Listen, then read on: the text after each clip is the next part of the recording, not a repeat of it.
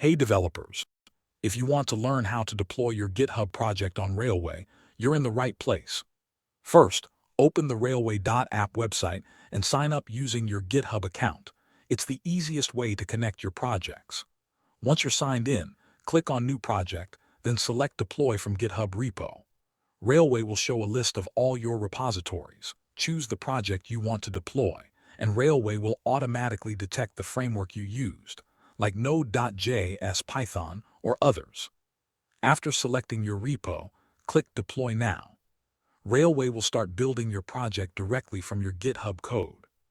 You can watch the logs on screen while it installs dependencies and runs your app. Once the process is complete, Railway will give you a live URL where your project is hosted. You can share this link or use it for testing your app in production. If you make any code updates on GitHub later, Railway will automatically redeploy your project with the new changes. And that's it. Your GitHub project is now live on Railway, fully hosted and ready to use.